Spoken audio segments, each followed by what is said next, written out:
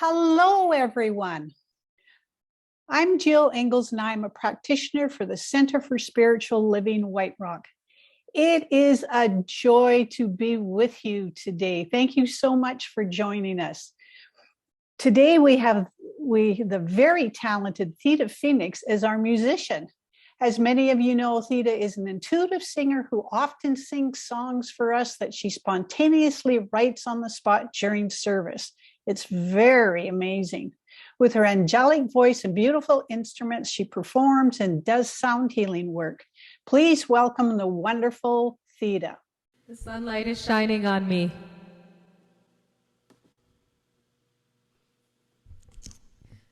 It's a beautiful, beautiful day, and our hearts gathering together.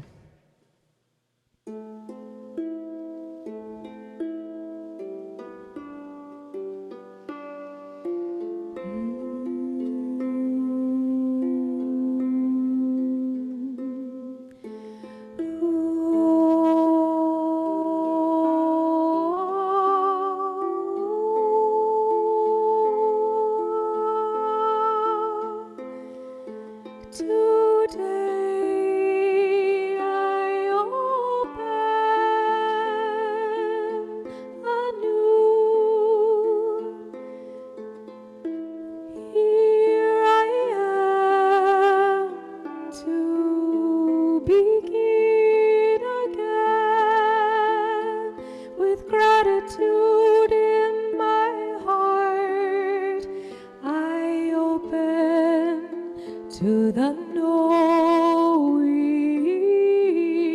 that I am co-creating this gift of life, and we are here, and we are the miracle when we let go of the limits of our ego and give ourselves compassion in action, and each other we open to the gifts that we are here to give in service with the divine, with spirit. We are led by the heart. Can you hear it? The opening of grace. We are here to create. We get to make a life led by love, led by peace. Thank you, thank you, thank you for this beautiful gift I've been given, to let go of fear, to open and trust that we are led by love. I choose this life to be led by Spirit as my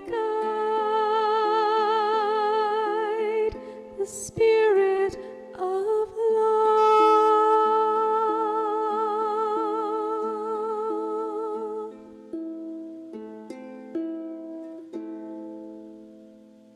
Thank you, Theta. That was absolutely beautiful.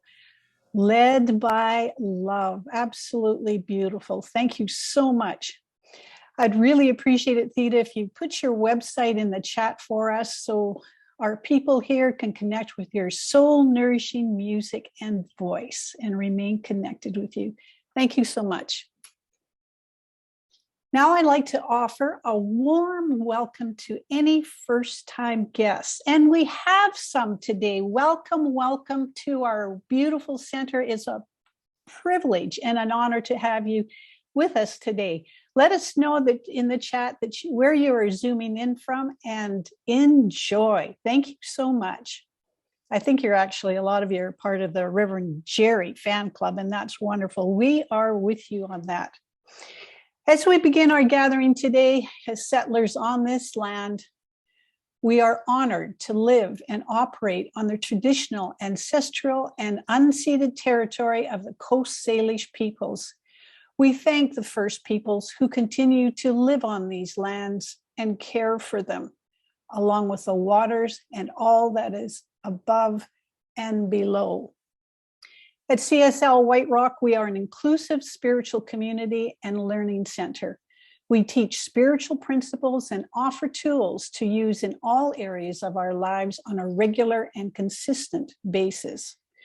When we live by principle, life flows easier, choices are clearer, and seeming miracles are everyday occurrences. There is wonder in every day just waiting for us to live it. So let's do it. Oh, we are so thrilled today. We have Reverend Jeri Hudson joining us today. And Reverend Jeri Hudson found religious science in 1997. Although Reverend Jeri was raised with a strict Baptist, Pentecostal, and evangelical, here we go. You know, I checked this word out before, and I said it beautifully before, but it's not coming out for me. But I know Jeri will, Reverend Evangelical. Thank you. Evangelical, there we go. The evangelical family, she had a spiritual awakening at the age of 11. She realized that God must come to everyone in a way they can understand. If you were a little girl in Alabama, you got Jesus. If you were a little girl in China, you got Buddha. Wow, 11, imagine. 40 years later, while listening to Daniel Nehman's song, One Power, she understood that she had to come home to herself, and much like the Jews of the Old Testament, she had spent her own 40 years wandering in the desert. Within a year, she knew she was being called to ministry. Reverend Jeri is passionate about God, religious science, art, music, and family. She is a member of CSL Seattle, where she is the Minister of Prayer and Care for the practitioners and president of the Board of Trustees. Reverend Jeri lives with her 3 cats and 2 wives in Seattle. She delights in speaking, teaching, and leading a spiritual practice every day at 7 a.m. Please join me in welcoming Reverend Jeri. That was an amazing opening between the meditation and the music. Wow. I'm feeling a little floaty at the moment. God's good, isn't it? So I was thinking about this topic, pause for the cause. And I thought it was pretty interesting in light of everything that we've been doing for the last 2 years. Like, everything seems to have been on the big pause button. March of 20, the work that I did for 28 years, and I loved it. I loved it every time I did it. Pause button. Sorry. Pause. Want to go see your mother? Pause. Visit your friends and family? Pause. Oh, it's been hard, hasn't it? It's been kind of hard. It's been a lot going on. Gee whiz. And I've had a lot of emotions about it. A lot of emotions. I remember one day I was like, I just want to go to the movies. Oh, pause. Could I just sit in the dark and be entertained? And all these emotions. I lost my sister last year.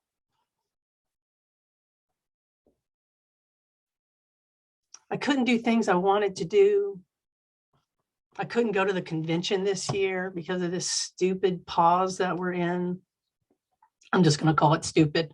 That's what it feels like. I saw the other day a sign that said, in case you've forgotten, it's Blur's Day, the 14th of April. And that's kind of what it feels like. So I'm here today to tell you there's a different experience that can be had in the pause. And it's life affirming and it's uplifting. Now, the mind is a curious little organ. Sometimes I'm like, God, what were you thinking? You gave me this mind. There's a lot of schools of thought that say, you know, we should get control of our mind and get control over our ego. And that's not the school of thought I sit in. I celebrate my mind. I celebrate all its squirreliness, its easily distractedness. I celebrate the way it thinks. I celebrate the curiosity that's there. So in its divine design, it put this mind in us, but it gave us the power to use our mind, not control it, to use it.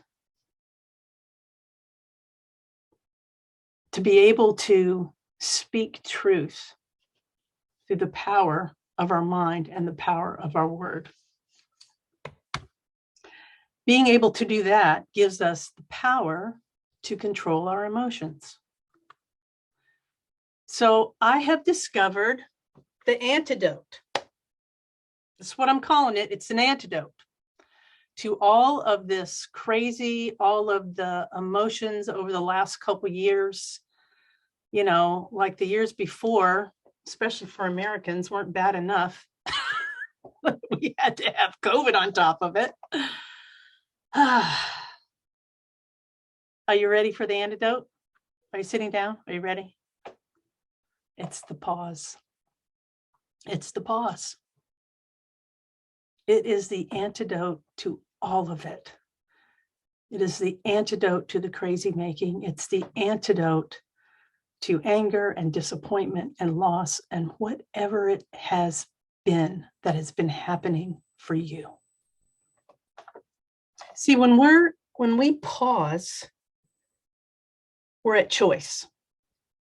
And I haven't seen it lately, but we used to have this tagline, awake, aware, at choice at CSL. Do we still have that? No? Well, used to be on like bumper stickers and stuff. Awake, aware, at choice. The pause gives us the ability to be at choice and to decide. In not pausing, we're just at the mercy of our thoughts. We're at the mercy of what our thoughts create.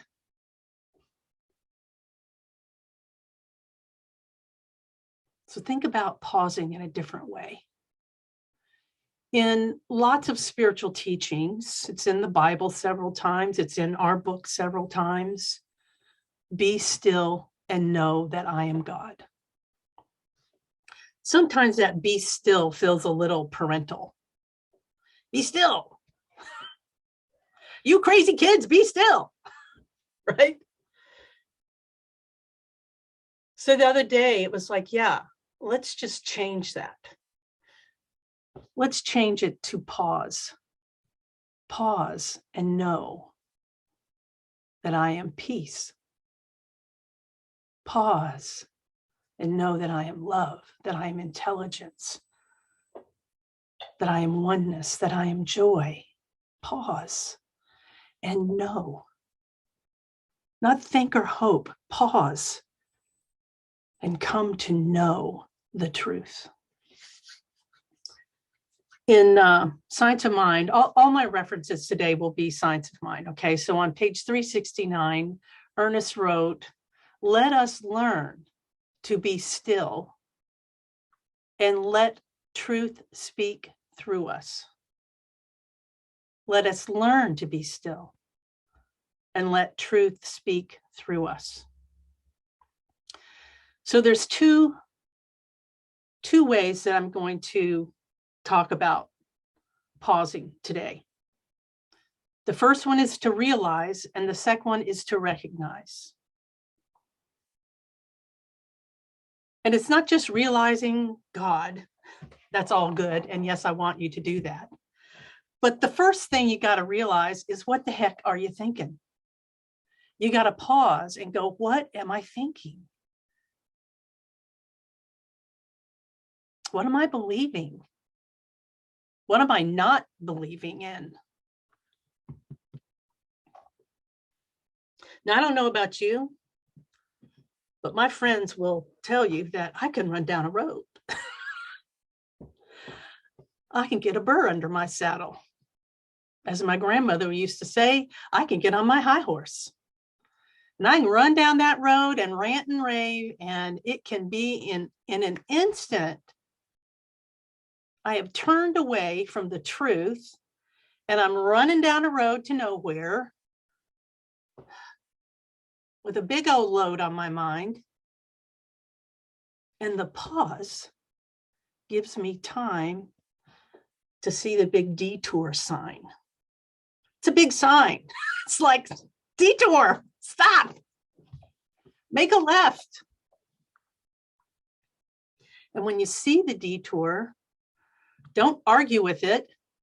Like some friends of mine argue with their GPS. Don't say, oh, I know this road's good. No, it's not. See the detour and take it. Take that detour. Take that detour. Take that pause. There's a thing I like to use called the 3-4-7 breath. You breathe in for 3, hold for 4, out for 7. It's a great pause. You're in the middle of something, you're running down the road, do a 3-4-7. Do several of them if you need to, but stop yourself. Because if you don't, you are down the road and far, far away from the experience that you want to live.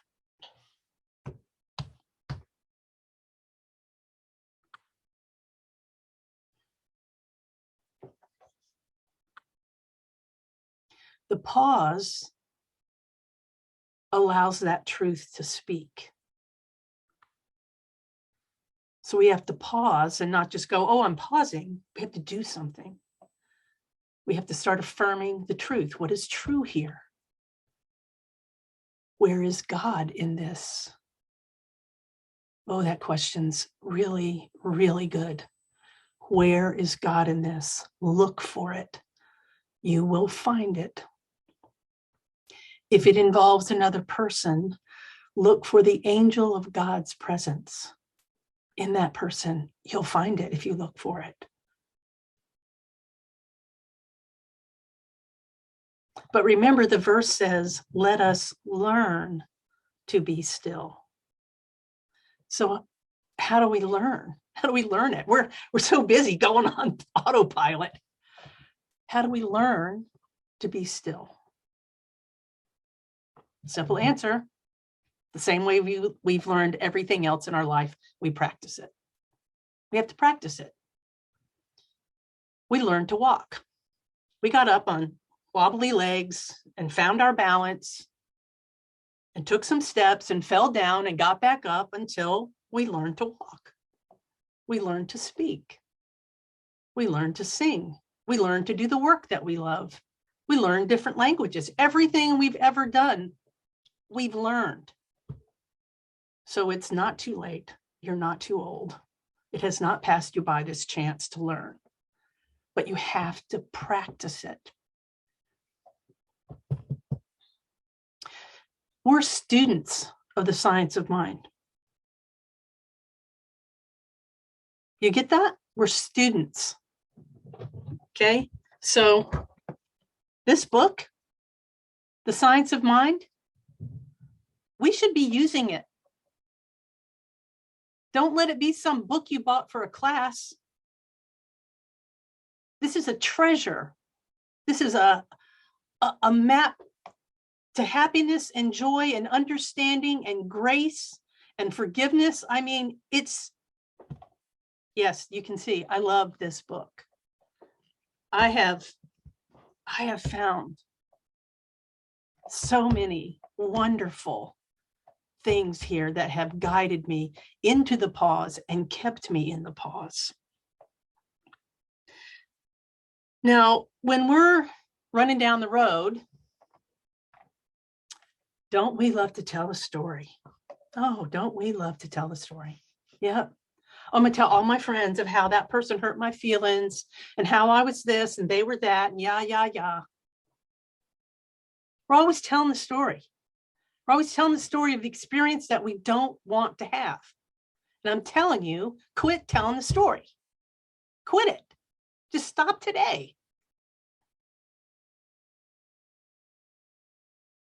My wife always says, tell a better story. So we're in the pause. We're at choice. We're not telling the story. We're at choice to see the truth. We're looking for God and we're finding it. Trust me, you will find it. God's not hiding. God's not playing hide and seek with us. But here's the thing.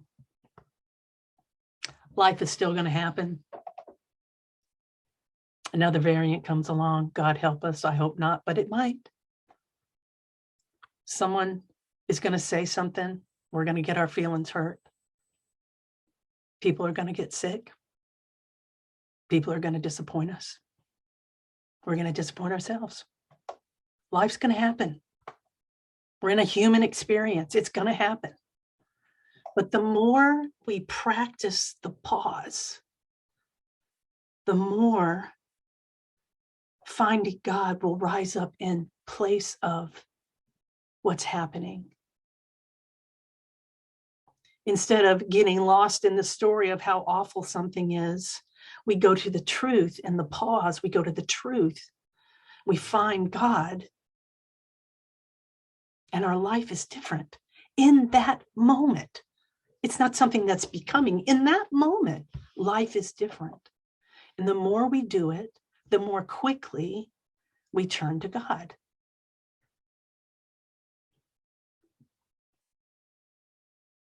The more we do it, the more we really come to understand who we are, the truth of our being, that we are made in the image and likeness of God. I like to say it like this: we are made in the power and the potential, in the ability and the possibility of all that we understand of God. That's why we should pause. Realize what we're doing, stop doing it, and find God. That's pause number one. The second one is to recognize the presence of God in the moment. The other day in 365 Science of Mind, I don't have it handy, but if you don't have that daily devotional book, buy it. It's fantastic.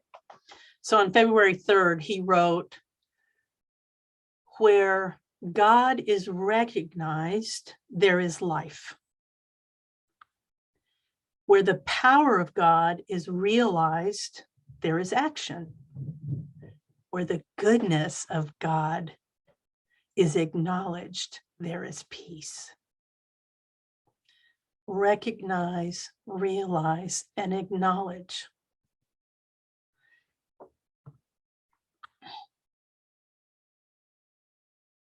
So let's do a practice. Let's do a practice right now. You with me? So you don't have to close your eyes or anything. You can if you want. Think about last week. Okay. Sunday to Saturday last week. Let 3 wonderful things that happened in your week to you come to mind. 3 of them.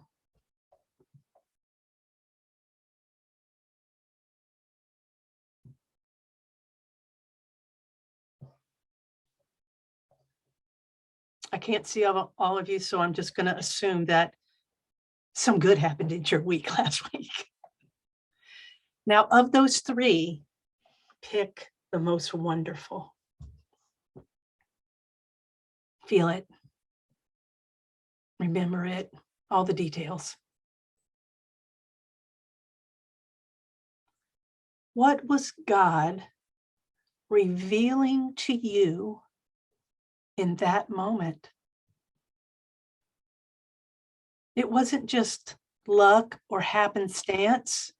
It was God revealing itself to you for your benefit. What was God revealing? Was it love? Peace? Intelligence? Joy? My favorite?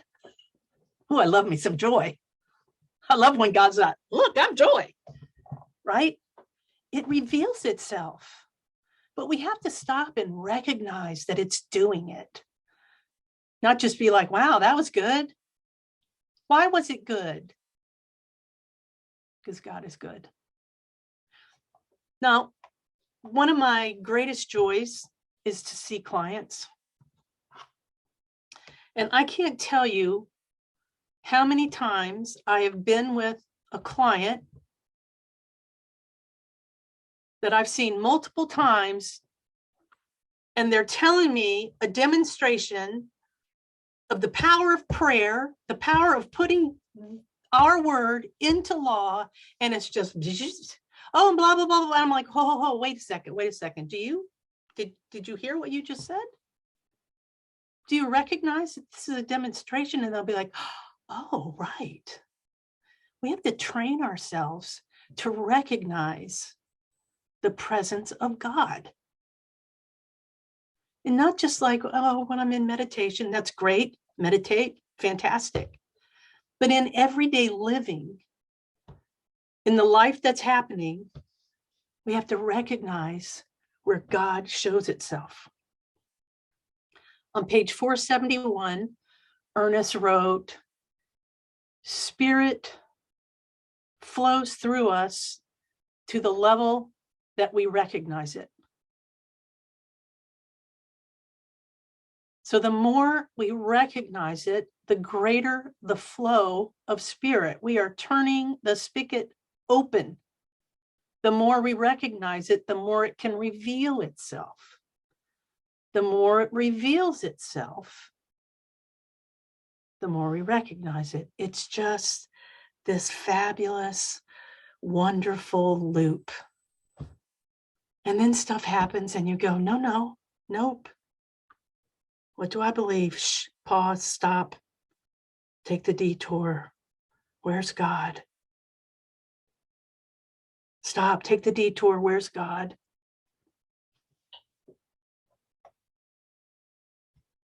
And when we do that, the hard things in life are easier to take. Let me just put it that way. Because some of these things are really hard. Burying my sister was freaking hard. But knowing that the God within me was with me every moment of that allowed me to remain in love and to be comforted when I needed it. That comfort's there. For me, it's the comfort of knowing that I'm not alone. I'm not alone. You're not alone. You haven't been alone for one solitary moment of your life. Not one.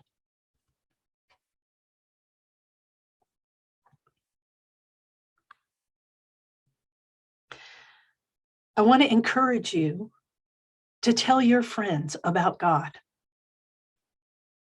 Tell your friends, when you recognize that God has revealed itself? Tell your friends about it. Tell your family, tell your coworkers. God just revealed itself as love to me. Well, look at that. Oh my gosh, look at the intelligence of God right there. Did you see that? Right? Don't hide the light. Share the light. Those that will receive it will receive it. And it doesn't matter. It doesn't matter who we think that should be or could be. Just reveal it. Let spirit flow through you and increase your experience of all that is, of the I amness of God that is present. Pause and know I am.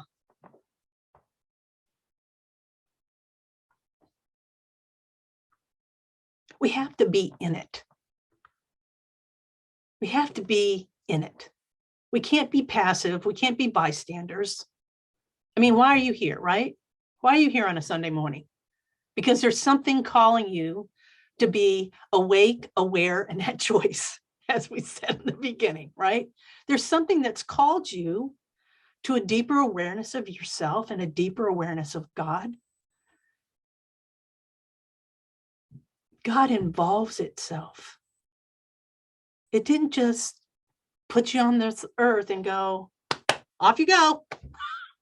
See you sometime. Call me if you need me. No, it involves itself with us every step of the way to the level that we recognize it. It gets to involve itself more and more and more.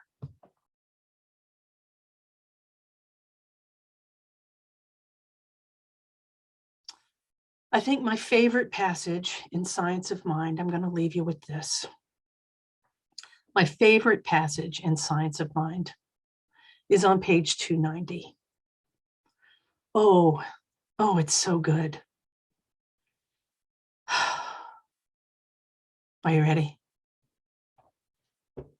Everything necessary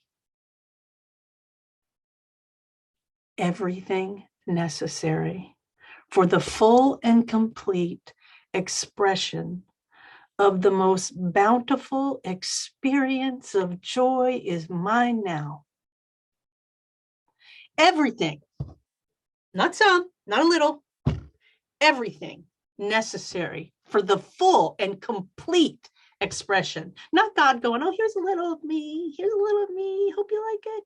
The full and complete expression of the most bountiful experience of joy is mine now. Now I use that. That's just not some passage in this book. I use it. And I encourage you to start using that passage in the pause. What's happening? What's happening? Oh, what do I need? I need peace. Then it's everything necessary for the full and complete expression of the most bountiful experience of peace is mine now, of intelligence, of unity, of harmony, of balance, of order, whatever it is. If you pause and stand in the truth of that. Now, after Ernest wrote that, he says, we should be saying this every day. And then he says in caps something like, know it, see it, and believe it.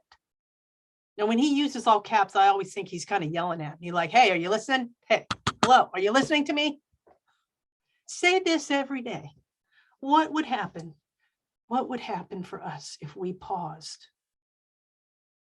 and said that every day? That we met whatever was happening in life with that blessed assurance that God is alive within us and wants to be involved with us. But it's up to us to say yes. So pause, be at choice, pause, learn, pause, recognize, pause, be reminded minded of what is true. I hope you'll use that little practice. Oh, it's powerful. You start speaking truth, nothing can rise up against it. Jesus said, you will know the truth, and the truth will make you free. Emma Curtis Hopkins said, if you're not free, you haven't spoken the truth. Speak truth in the pause. Give yourself the luxury of the pause. Don't run down the road. And if you find yourself there, take a detour. Okay? Let's pray. Oh, I start in gratitude.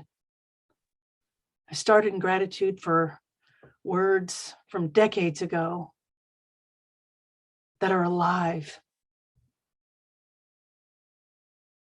Words from centuries and centuries ago that are alive. That there is a power and a presence, and it is called God. And it is life itself. There is one life, and that life is God. And it's perfect, and it's mine, and it's yours. No more or no less, always fully present as life and love and every other thing I could think of on this earth. God is, I am.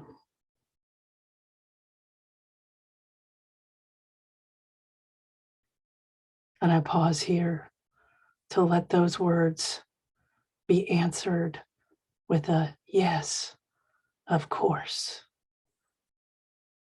God is, I am.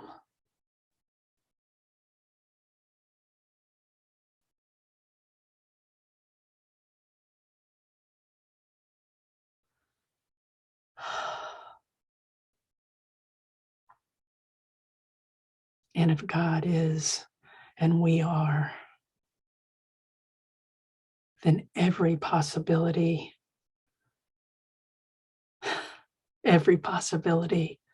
of this experience of God is open to us. Whatever it is that has run you down a road, put the I am there.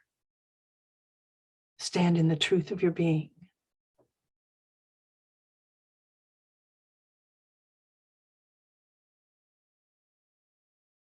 And say it to yourself right now. Whatever it is that you need to remember, to be reminded, say it to yourself. Say it out loud. Say it often.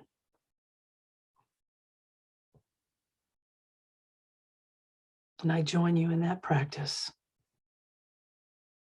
as we learn to be still and let truth speak. As we learn to recognize the power and the presence in the moment that God is expressing in us, as us, through us, for us, by us, and with us, as it involves itself in every detail of our life. So knowing that our word is power, knowing that there is a divine plan of creation, and that I plant my words in that plan, which we call law. I plant them now, and knowing that truth rises up. Truth rises into experience. Truth says, here am I. For this, I am so grateful. So I let it go. I just let God do it. And so it is.